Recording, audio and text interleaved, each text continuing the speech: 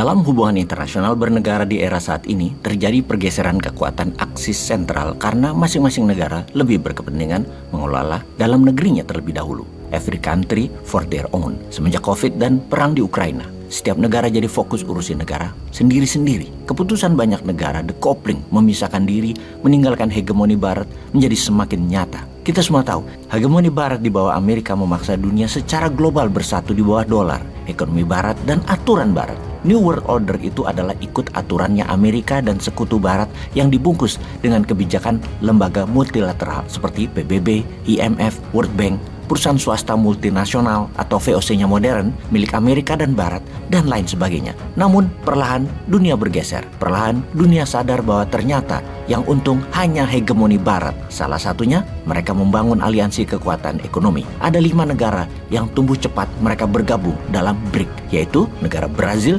Rusia, India, China, South Africa, yaitu semua disingkat menjadi BRIC. Diperkuat dengan kunjungan Presiden Afrika Selatan Cyril Ramaphosa ke Saudi Arabia kemarin, yang mana dia, Ramaphosa, mendeklarasi satu hal yang sangat mengejutkan dunia. Katanya, MBS, Muhammad bin Salman, putra mahkota Saudi, menyatakan negaranya, Saudi, ingin bergabung ke BRIC. BRIC dibangun memang untuk melawan hegemoni Barat dalam bidang global ekonomi dan geopolitik kawasan. Perdagangan antara negara BRIC hanya 5% pakai dolar, sisanya pakai mata uang masing-masing. Sungguh kekuatan penggembosan dolar yang dahsyat dalam 10 tahun terakhir ini oleh BRIC. Lalu, apa yang terjadi kalau Saudi Arabia jadi bergabung dengan BRIC? Ada baiknya Indonesia bergabung dengan BRIC karena faktor terpenting negara Indonesia adalah ketahanan energi, terutama minyak bumi. Indonesia bisa bayar pakai rial dan rupiah ke Saudi. Kembali ke Saudi. Saudi melawan Amerika dalam 1 bulan ini sudah 2 kali dan akan jadi 3 kali dengan tidak akan hadirnya Saudi dalam Investor Summit di Amerika akhir bulan ini, yang mana Investor Summit merupakan undangan resmi pemerintah Amerika. Saudi tidak datang, tidak kirim delegasi, tidak invest. Saudi agaknya sudah geram dengan Amerika. Saudi pertama melawan Amerika dengan tidak menuruti saran Biden adalah dalam strategi OPEC diperintahkan untuk menaikkan produksi agar harga minyak dunia turun. Namun Saudi melakukan sebaliknya dengan OPEC. Produksinya turun hingga 2 juta barel per hari. Amerika sesungguhnya ingin OPEC meningkatkan produksi adalah bentuk otoritariannya Amerika. Tapi OPEC Plus dengan berani menantang, malah turunkan produksi yang membuat harga minyak bumi naik. Kemudian MBS membuat Amerika harus bayar 0,20 dolar lebih mahal dari harga umum. Wapok kon Amerika. Kemudian yang kedua, Saudi menyatakan berminat akan gabung dengan BRIC yang akan mengadakan summit di pertemuan tingkat tinggi negara-negara BRIC di Afrika Selatan tahun depan. Saudi melamar bergabung untuk menjadi anggota ke-6.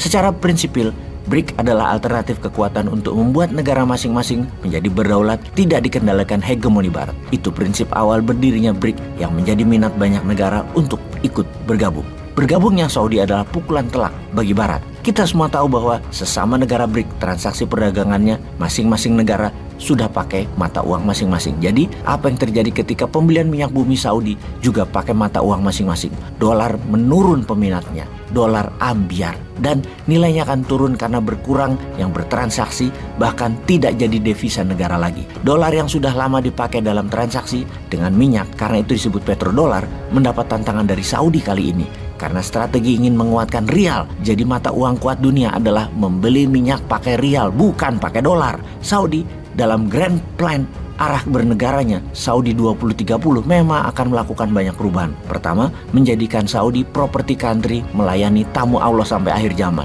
Kemudian membangun kekuatan militer terkuat di kawasan.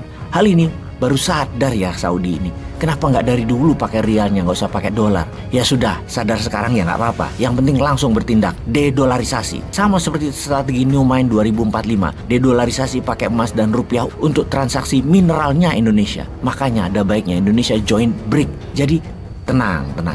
Kalau Opung dan teman-teman di atas sibuk jalan-jalan joget-joget di sosmed, agaknya nggak nyandak mereka begini-beginian itu.